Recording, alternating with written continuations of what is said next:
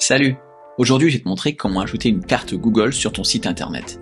Car on est d'accord que c'est quand même plus sympa d'avoir directement la carte avec le petit marqueur sur la carte que d'afficher le nom de l'adresse que l'utilisateur va devoir copier sur Google, etc. Alors, ce qu'il faut savoir, c'est que dans cette vidéo, je vais t'expliquer comment l'ajouter sur WordPress. Mais si tu utilises un autre constructeur de page comme Wix, Squarespace, Shopify, etc., ça va être extrêmement semblable.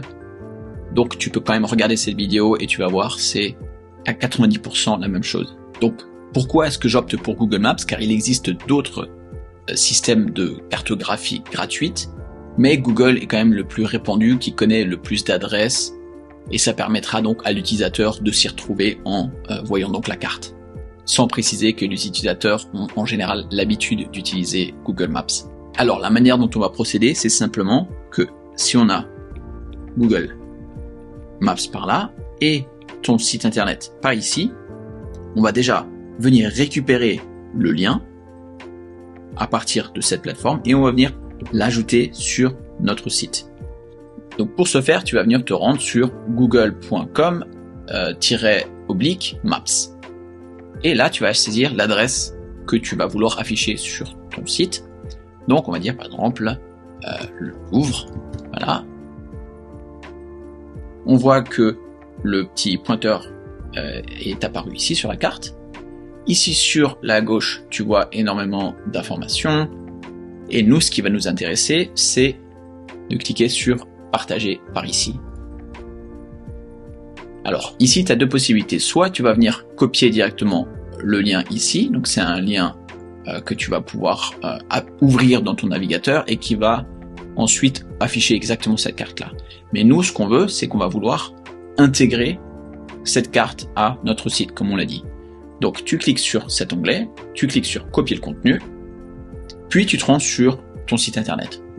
Voilà, donc comme dit, moi je suis sur WordPress, mais c'est valable pour les autres fournisseurs aussi. Je vais donc venir créer une nouvelle page. Donc, on va venir cliquer sur le plus ici pour ajouter un élément. On va taper code. Et là, tu as plusieurs possibilités. Nous, ce qui nous intéresse, c'est HTML personnalisé. Tu cliques dessus, et là, tu viens coller tout simplement le code qu'on a copié, donc ici, je te le rappelle.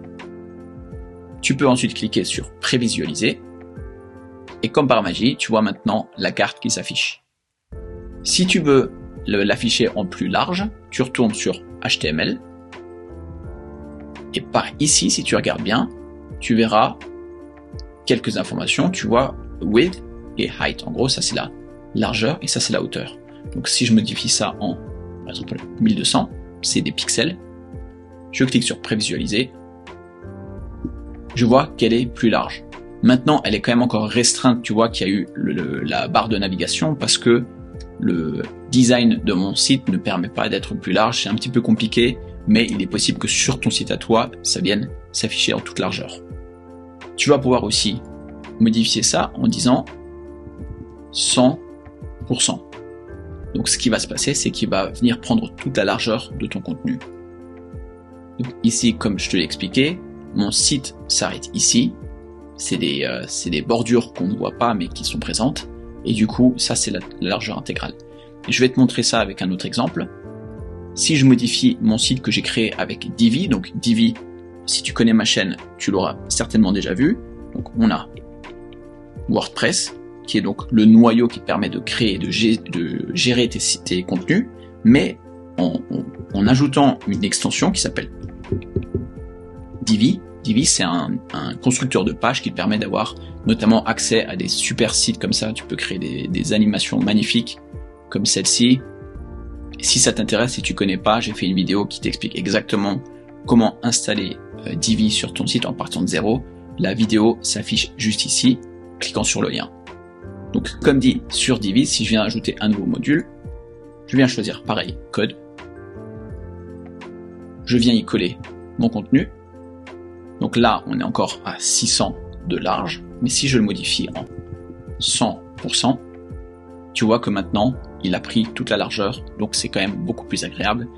Évidemment, je peux ajuster la hauteur, je peux lui dire 1200, et maintenant on voit une belle grosse carte qui va permettre donc à tes visiteurs de savoir et de voir où tu te trouve. Si tu as aimé, mets un petit pouce bleu, ça m'encouragera beaucoup. Dis-moi en commentaire si tu as des questions, si ça marche pas pour toi, et je t'aiderai.